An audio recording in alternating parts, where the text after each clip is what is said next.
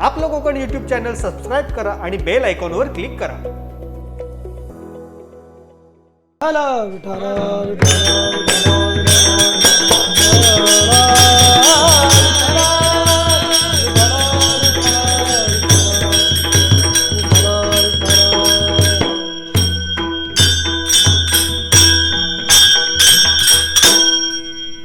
तुमची दासीचा दास करून ठेवा अशी विनंती तुकाराम महाराज भगवंताला करतात. आणि भगवंताला विनंती केल्यानंतर तुकाराम महाराजांनी स्वतःचं संपूर्ण आयुष्य तुकाराम महाराजांनी भगवंत चिंतनासाठी घालवलं. दिन रजनी हाची धंदा गोविंदाचे पोहाडे, सावध झालो आलो हरीच्या जागरणा. अशा पद्धतीनं तुकाराम महाराजांनी स्वतःचा परमार्थ अखंड चालू ठेवला. आणि या श्रावण मासामध्ये आपणही तो परमार्थ अखंड चालू ठेवणं, ती भक्ती सातत्यानं करणं आपल्याला गरजेचं आहे. श्रावण मासामध्ये भगवान शंकरांना जास्त महत्त्व दिलं जातं, कारण प्रत्येक दिवसाची जर आपण कथा बघितली तर प्रत्येक दिवसाला भगवान शंकरांना एक वेगळं महत्त्व दिलं जातं. आज श्रावण मासामध्ये संपूर्ण जे शिवभक्त आहेत, जे भगवान शंकरांची भक्ती करणारे आहेत, ते शिवभक्त हजारो किलोमीटर अंतर पायी चालत जातात, भगवान शंकरांच्या स्थानी जातात. तिथल्या स्थानावरती गेल्यानंतर भगवान शंकरांच्या मस्तकावरती जलाभिषेक करतात किंवा दुधाचा अभिषेक करतात. अशा पद्धतीनं प्रत्येकजण परमार्थ करत असतो. प्रत्येकजण स्वतःची साधना, प्रत्येकजण स्वतःचा परमार्थ हा करत असतो. हे भगवंताचं स्वीकारलेलं दास्यत्व आहे. जसं तुकाराम महाराजांनी भगवंताचं दास्यत्व स्वीकारलं, तसे अनेक भक्तजन आहेत ज्यांनी भगवंताचं दास्यत्व स्वीकारलेलं आहे. जीवनामध्ये जन्माला आल्यानंतर प्रत्येकानं भगवंताची भक्ती करणं गरजेचे आहे, कारण कलियुगामध्ये एकमेव साधन आहे, जे साधन आपल्याला भगवंतापर्यंत घेऊन जाणार आहे. संसारामध्ये जर आपण बघायला गेलं तर सुख आणि दुःख या दोन्ही गोष्टी आहेत. सुख पाहता जवा पाडे, दुःख पर्वता एवढे. म्हणून तुकाराम महाराज म्हणतात, हेची दान देगा देवा तुझा, विसर न व्हावा गुण गाई ना आवडी, हीच माझी सर्व जोडी. पंढरीचा वार करी वारी, पंढरीचा वार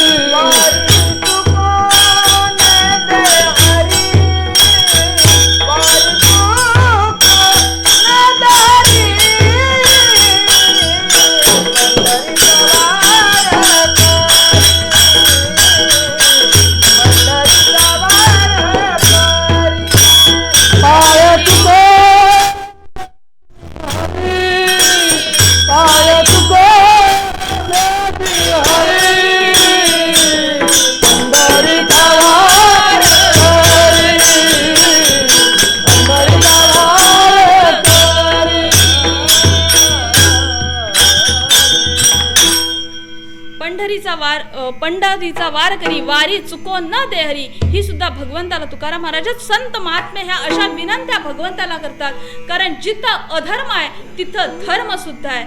जिथं कंसाचा जन्म होता, जिथं कंस होता तिथं श्रीकृष्ण परमात्मा होता.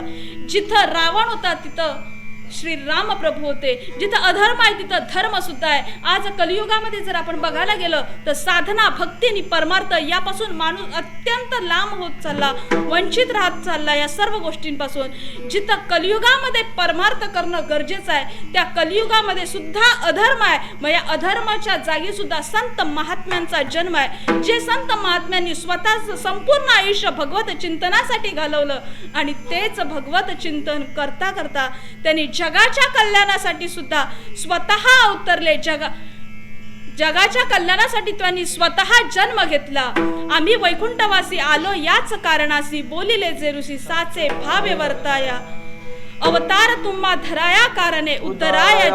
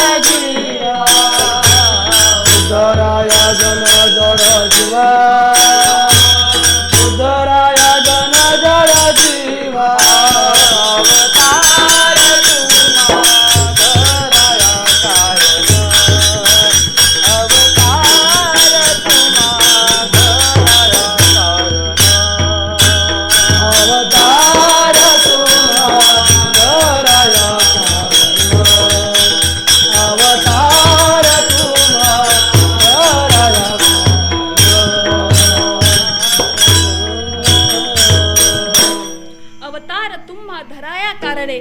जसं प्रत्येक युगामध्ये एक अधर्मानं जन्म घेतला, तिथं धर्मानं सुद्धा जन्म घेतला. त्याचप्रमाणे कलियुगामध्ये सुद्धा अधर्म आहे आणि त्या अधर्माच्या जागी धर्म म्हणून संत महात्मे आहेत. या संतांच्या संगतीमध्ये जाऊन आपण परमार्थ करणं गरजेचं आहे. भगवंतांचं नामचिंतन घेणं, भगवंताचं नामचिंतन करणं गरजेचं आहे. तुका म्हणे पापे जाती संतांची या जपे. संतांच्या भगवंताचं नामचिंतनामधून आपल्या संपूर्ण पापांचा नाश होणार आहे. मज जे काही पंडिनले मरकटे नारळ तोडिले, का आंधळ्या हाती पडले मोती जैसे. ज्ञानेश्वर माऊली स्वतः ज्ञानेश्वरीमध्ये एक छान उभी देऊन सांगतात की जर आपल्याला आयुष्य मिळालेलं आहे, जर आपल्याला जीवन मिळालेलं आहे, पण ते जीवन जर आपण भगवत चिंतनासाठी जर घालवलं नाही तर त्या जीवनाचा उपयोग शून्य आहे. ज्याप्रमाणे एखाद्या माकडाच्या हातामध्ये नारळ दिला आणि त्या माकडाला जर विचारलं त्या नारळाची किंमत काय आहे किंवा त्या नारळाचं महत्त्व काय आहे, त्या नारळामध्ये असणारं खोबरं खायचं कसं हे त्या माकडाला माहीत नाही. किंवा एखाद्या आंधळ्याच्या हातामध्ये समजा आपण मोती दिले तर त्या मोत्यांची किंमत त्या आंधळ्याला काही कळू शकत नाही. त्याच पद्धतीनं जर जन्माला येऊन भगवंताचं चिंतन जर होणार नसेल तर आपलं आयुष्य हे आयुष्य काडीमोळ किमतीचं राहत नाही. त्या आयुष्याला, त्या जीवनाला कोणत्याही प्रकारचं महत्त्व राहत नाही. म्हणून तुकाराम महाराज आपल्याला सांगतात की जर जीवनामध्ये काय करायचंच असेल ना तर ते काय करा. अभंगाचं प्रथम चरण. तुमची यादाशीचा दास करून देवा, तुमची यादाशीचा दास करून देवा, तुमची यादाशीचा दास करून देवा, तुमची यादाशीचा दास करून देवा.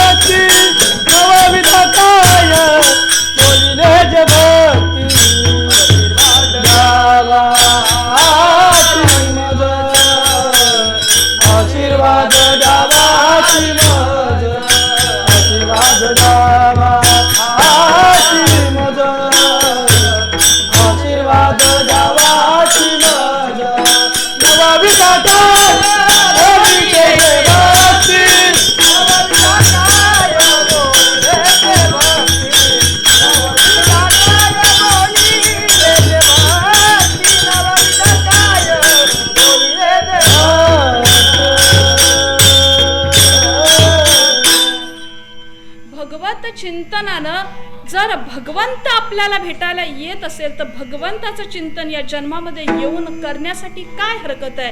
जर जीवन सफल होण्याचा एक सुंदर मार्ग आपल्याला भगवत चिंतन असेल, भगवंताची भक्ती असेल, परमार्थ असेल तर करायला काहीच हरकत नाही. कारण संसार आणि हे विश्व, हे सर्व काही जे घटक आहेत विश्वातले, हे सर्व घटक नाशिवंत स्वरूपाचे आहेत. सर्व घटक नाशिवंत स्वरूपाचे असल्यामुळे जन्माला येताना एकटं आलंय, जाताना सुद्धा आपल्याला एकटं जायचंय.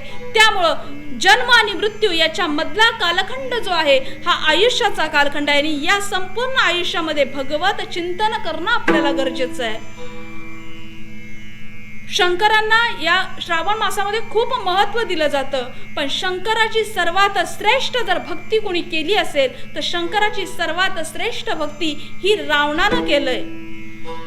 रावण हा भगवान शंकरांचा अत्यंत प्रिय असा भक्त होता आणि ज्यांनी रावण हा असा एकमेव भक्त आहे जो सर्वात श्रेष्ठ मानला जातो, कारण आईसाठी आत्मलिंग आणणारा पहिला भक्त हा रावण आहे. लोक बरेच जण असं म्हणतात की लंका ही रावणाची होती, ज्यांनी स्वतःच्या सुखासाठी ती निर्माण केली होती. सुख हे नाशिवंत स्वरूपाचं आहे. सांसारिक सुखामागे जितकं आपण धावत जाऊ तितकं ते मृगजळाप्रमाणे होत जातं. संसारामध्ये आपल्याला एक वस्तू हवी असली की आपण तिची अपेक्षा करतो, ती मिळावी यासाठी अनेक प्रकारचे प्रयत्न करतो. ती वस्तू आपल्याला मिळाली, तो घटक आपल्याला मिळाला की पुन्हा आपण एक नवीन इच्छा मनामध्ये प्रगट करतो, ती प्राप्त व्हावी यासाठी आपण प्रयत्न करतो. अशा अनेक इच्छा आशा आपल्या मनामध्ये वाढत जात असतात. या सांसारिक सुखाच्या मागे आपण धावत असतो. हे आपलंच नाही, हे देवादी देवांमध्ये भगवंतामध्ये सुद्धा अशाच पद्धतीनं काही गोष्टी घडायच्या, ज्या पद्धतीनं लक्ष्मीला स्वतःकडे असणाऱ्या ऐश्वर्याचा कुठेतरी थोडासा गर्व झाला, कुठेतरी थोडासा अभिमान झाला. तिला असं वाटायला लागलं की पार्वतीकडे काहीच नाही, आपल्या घरामध्ये असणारं सर्व ऐश्वर्य दाखवण्यासाठी आपण पार्वतीला एक दिवस घेऊन यावं.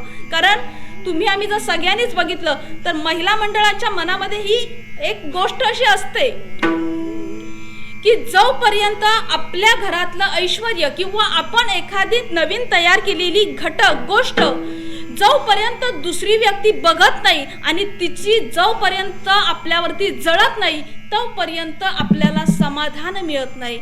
अशीच गोष्ट पार्वती आणि लक्ष्मी या दोघींमध्ये झाली. लक्ष्मीला संपूर्ण घरातलं ऐश्वर्य हे पार्वतीला दाखवायचं होतं. हळदी कुंकवाच्या निमित्तानं पार्वतीला लक्ष्मीनं बोलावून घेतलं. पार्वतीनं भगवान शंकरांना विचारलं की मी त्या हळदी कुंकवाच्या कार्यक्रमासाठी जाऊ का. भगवान शंकरांनी जा म्हणून सांगितलं. गेल्यानंतर तो संपूर्ण लक्ष्मीचा थाट बघून पार्वतीला थोडं वाईट वाटलं, मनामध्ये दुःख झालं की कैलासाचे राजे असणारे भगवान शंकर यांची मी पत्नी, पण या लक्ष्मीकडे ज्या वेळेला हळदी कुंकवाला आली त्यावेळेला माझ्या अंगावरती फक्त सफेद वस्त्र आहे, सफेद रंगाची साडी आहे, बाकी माझ्याकडे ऐश्वर्य काहीच नाही. लक्ष्मीने असणारं सगळं ऐश्वर्य तिला दाखवलं. पार्वतीने हळदी कुंकू घेतला आणि निघून गेल्यानंतर भगवान शंकरांना जाऊन सर्व स्थिती सांगितली आणि ही स्थिती सांगितल्यानंतर भगवान शंकरांकडून त्यांनी एक वचन घेतलं की त्या लक्ष्मीपेक्षाही जास्त ऐश्वर्य हे मला हवंय आणि हे ऐश्वर्य तुम्ही मला देणार आहात. पत्नीची इच्छा पूर्ण करावी ही भगवान शंकरांची इच्छा होती. जर पत्नीची इच्छा पूर्ण होत नसेल तर मला पती म्हणून घेण्याचा अधिकार नाही असं भगवान शंकरांना वाटलं. म्हणून पत्नीची इच्छा त्यांनी पूर्ण करण्याचा विचार केला आणि त्या लंकेची जिथं 7 कोटी घरं सोन्या चांदीची तयार केली.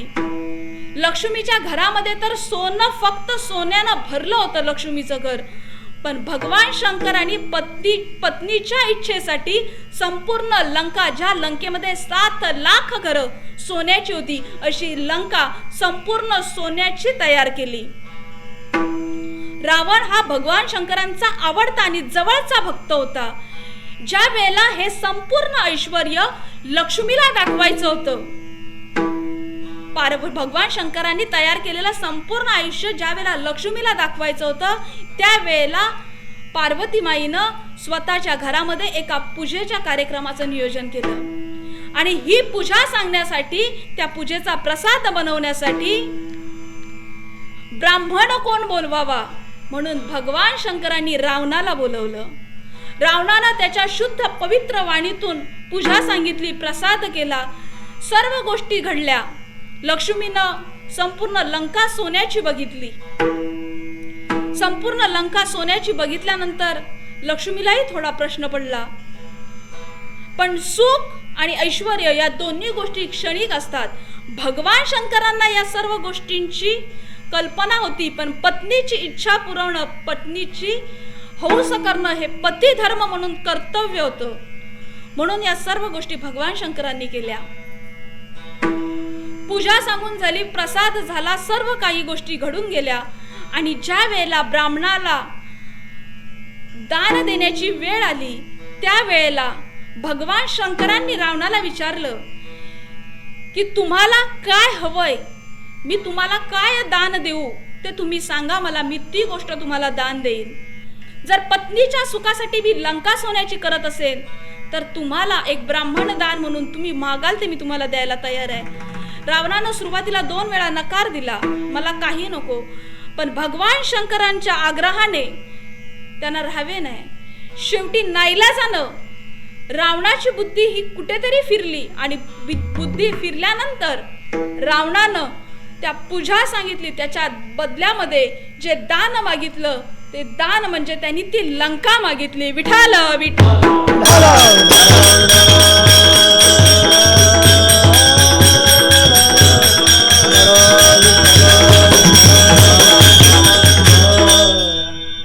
तुकाराम महाराज म्हणतात की संसारामधलं सुख हे क्षणिक सुख आहे. पार्वतीला ऐश्वर्य पाहिजे होतं, लक्ष्मीला ऐश्वर्य दाखवायचं होतं, हे तेवढ्या पुरतच त्याने विठाल विठाल.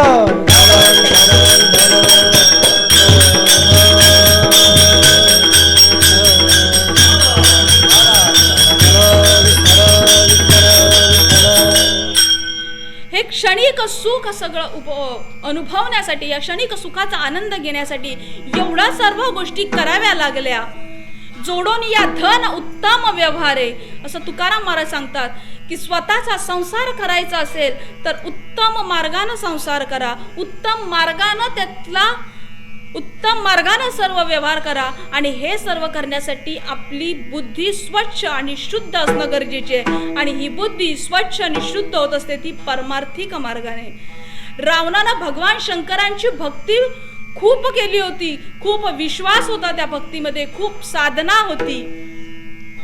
या सर्व गोष्टी असून सुद्धा जर मन स्वच्छ नसेल, मन शुद्ध नसेल तर त्या भक्तीचा काही उपयोग होत नाही. जिथं भगवान शंकरांनी लंका दान केली पण ती लंका स्वतःच्या पत्नीसाठी त्यांनी तयार केली होती आणि ती लंका त्यांना नाईलाजानं रावणाला द्यावी लागली होती. हे योग्य पद्धतीनं मिळवलेलं ऐश्वर्य नव्हतं. म्हणून संत महात्मे वर्णन करतात की जोडून या धन उत्तम व्यवहारे, अन्यथा नका करू. या जर गोष्टी होत नसतील तर नका करू. पण स्वतःच्या संसारामध्ये आनंदानं राहणं गरजेचं आहे. कोटी घरे तेथे काशानी तांब्याची, शुद्ध कांचनाची सप्तकोटी. कोणाच्याही संपत्तीचं वर्णन करत नाहीत पण रावणाच्या संपत्तीचं वर्णन करतात. कारण जोडलेलं ऐश्वर्य, जोडलेली संपत्ती ही सतमार्गाने जोडलेली नव्हती. ती सतमार्गाने जोडण्याची आपल्याला गरज आहे आणि ही गरज पूर्ण करण्यासाठी भगवंताचं चिंतन गरजेचं आहे, संस्कार गरजेचा आहे, वळण गरजेचं आहे, संगत गरजेची आहे. ज्या वेळेला आपण संतांच्या सानिध्यामध्ये येतो, संतांच्या संगतीमध्ये येतो तरी आपल्यामध्ये परिवर्तन खूप मोठ्या प्रमाणामध्ये होत असतं.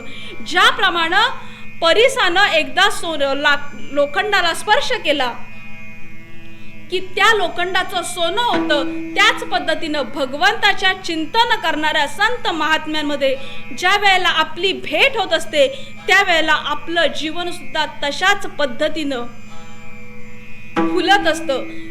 बऱ्याच जणांचा असा समज असतो की आम्ही भगवंताची भक्ती का करायची, भगवंताचं चिंतन आम्ही का करायचं, भगवंत तर मंदिरात आहे, भगवंत तर एका दगडात आहे. नाही, ज्ञानेश्वर महाराज सुंदर एका ओवीमध्ये सांगतात, परी तयापाशी पांडवा मी हरपलो दिवसावा, जेथे नाम घोष बरवा करती माझा. जिथं माझं चिंतन आहे, जिथं माझं भजन आहे, जिथं माझी भक्ती आहे, जिथं माझ्यावरती श्रद्धा ठेवली जाते ना तिथं मी अखंड हजर असतो. विठाल.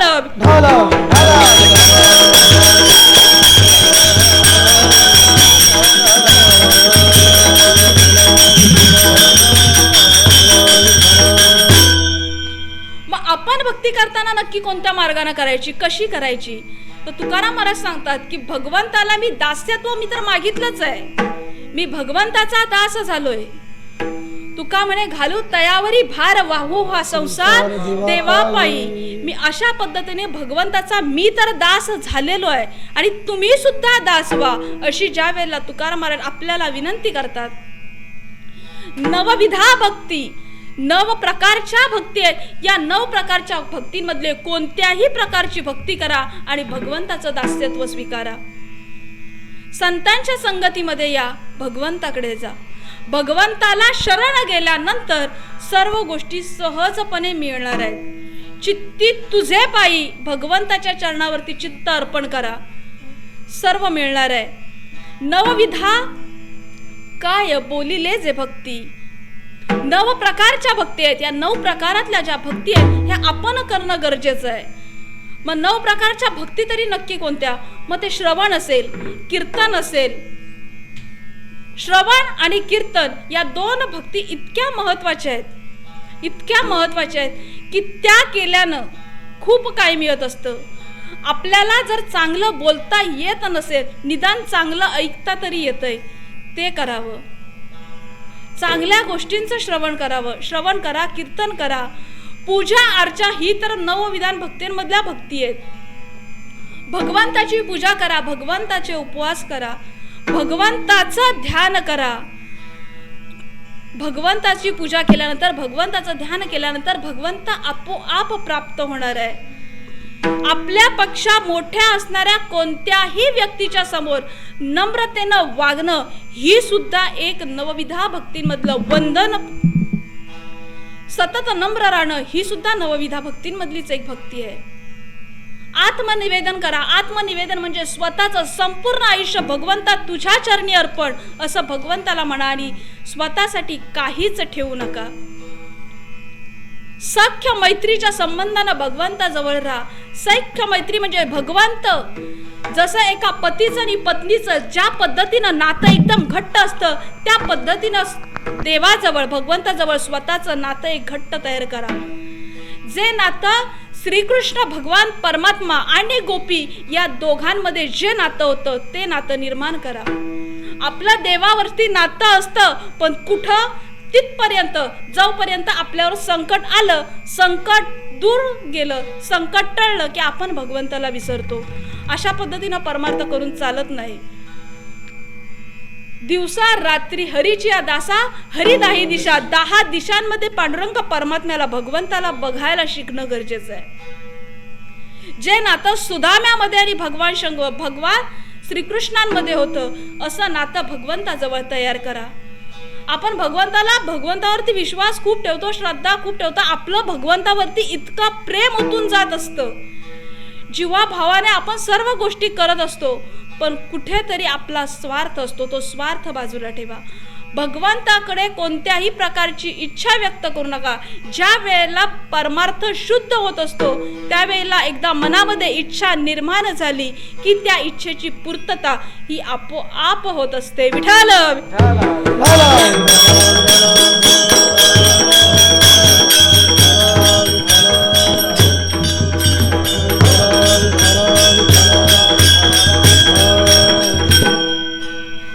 नवविधा काय बोलिले जे भक्ती, द्यावे माझे हाती संत जन. या 9विधा भक्तींपैकी कोणत्याही प्रकारची भक्ती करा आणि भगवंताच्या चरणावरती स्वतःला अर्पण करणं गरजेचं आहे. जोपर्यंत भगवंताच्या चरणावरती आपण स्वतःला अर्पण करत नाही तोपर्यंत त्याचा उपयोग नाही. आपण आयुष्यामध्ये खूप मोठ्या चुका करतो की हे माझं, ते माझं, ते माझं. जगामध्ये आपलं असं काहीच नाही. जगामध्ये स्वतःचं अस्तित्व असं काहीच नाही. कारण आई म्हणत असते मुलगा माझा, बहीण म्हणत असते भाऊ माझा, पत्नी म्हणत असते पती माझा आणि यमदेवता म्हणत असते हे देह, हा आत्मा हा माझा. नक्की आपण कोणाचे? आपण माझं माझं म्हणत सर्व काही माझं करायला मागत असतो, पण ज्या वेळेला देह ठेवण्याची वेळ येते त्या वेळेला माझं असं काहीच नसतं. आपण संसारामध्ये राहतो, संसारात राहून संसारिक सुखाची मागणी करत असतो, पण संसारिक सुख कितीही धावत गेलं तरी संसारिक सुख हे कधीच मिळत नाही. संसारिक सुख हे मृगजळा प्रमाणे, सुख पाहता जवा पाडे, दुःख पर्वता एवढे. संसार दुःख मुळ चहूकडे इंगळ, विश्रांती नाही कोठे, रात्रं दिवस तळमळ. संसार दुःख मोळ सगळीकडे इंगळ, विश्रांती नाही कोठे, रात्रंदिवस तळमळ, रात्रंदिवस तळमळ.